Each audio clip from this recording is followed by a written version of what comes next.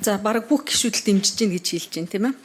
За энэ хувийн нэмэлт тэтгэврийн тогтолцоог бий болгох нь энэ хүн амын насжилт нэмэгдэж байгаа яг одоо байгаа нөхцөл байдалд бол үнэхээр зөв чиг хандлага гэж бол үзэж байна, бас дэмжиж байна.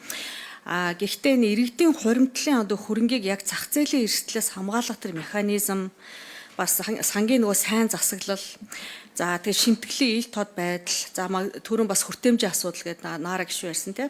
Эдгээр асуудал дээр бас нэлээд анхаарах шаардлагатай санагдаж байна.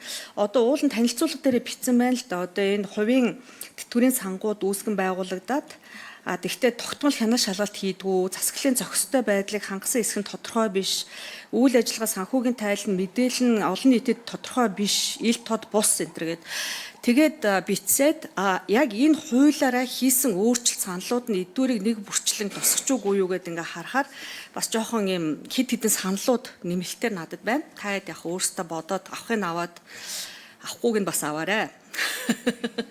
За одоо жишээлбэл хамгийн бага өгөөжийн босхыг тогтооно гэдэг одоо жишээл нөгөө олон улсад Америк энтерт энэ босхтой байдаг.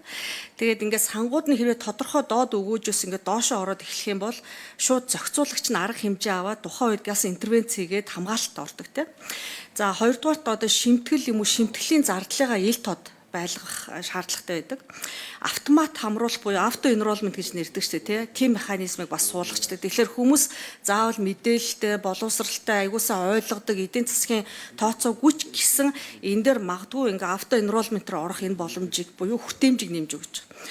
За дээрэс нь энэ ажил олгогчийн хөтөлбөрт ажилтныг автоматар хамруулснараа ингээд хамрагталт нь бас олон нэмэгдээд нийт сандаач олон нийтэд ч гэсэн одоо улсдаа ч гэсэн хэрэгтэй байдаг.